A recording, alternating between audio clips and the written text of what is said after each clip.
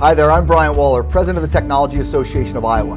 Now more than ever, Iowa companies and organizations are seeing themselves as technology companies. With me today is the Chief Information Officer of the great state of Iowa, Annette Dunn. Annette, for those people that don't know, what is the role of the CIO of the state of Iowa?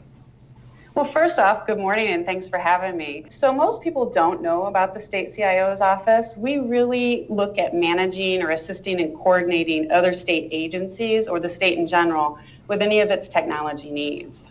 So how has technology propelled the state of Iowa during this pandemic?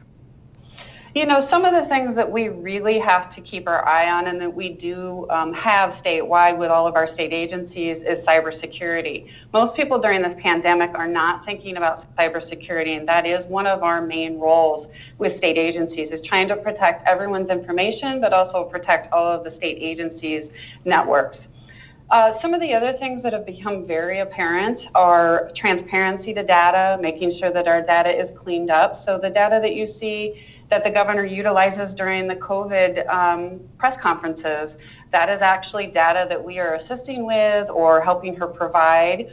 And I also believe that the state in general is ready for a customer-centric digital government. And I really believe that is our role. And being able to provide the technology to state agencies, but also the access is very important.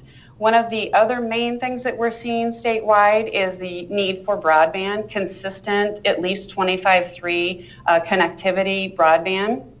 And we do have, with e-learning, with telehealth, and with remote working, we have a lot of issues with broadband, but we have a lot of opportunities as well. And although the state doesn't provide the broadband, we are trying to help facilitate us getting the funding and spending the funding where it's really needed.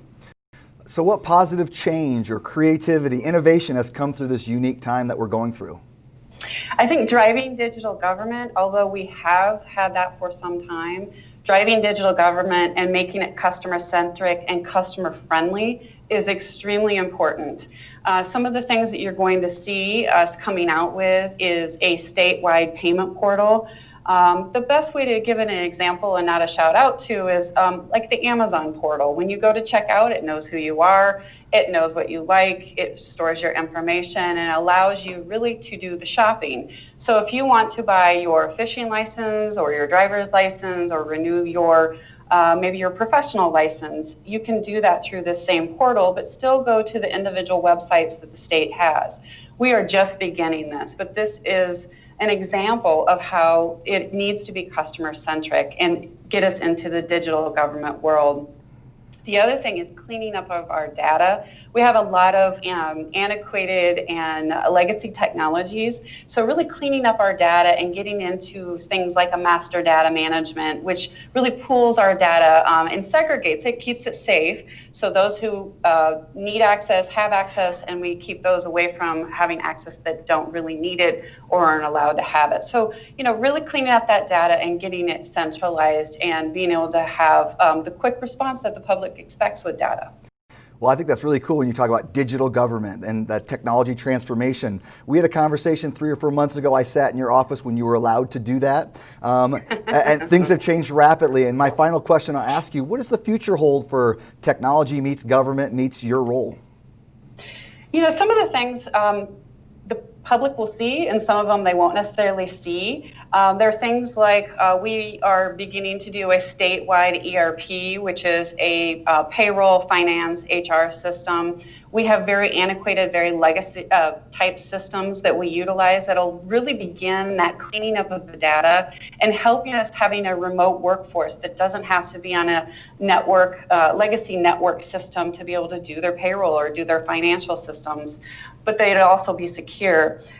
Some of the other things we're really looking at, and which we've kind of been thrown into, is maybe a more long-term remote working. Maybe that would also allow us to do more rural employment.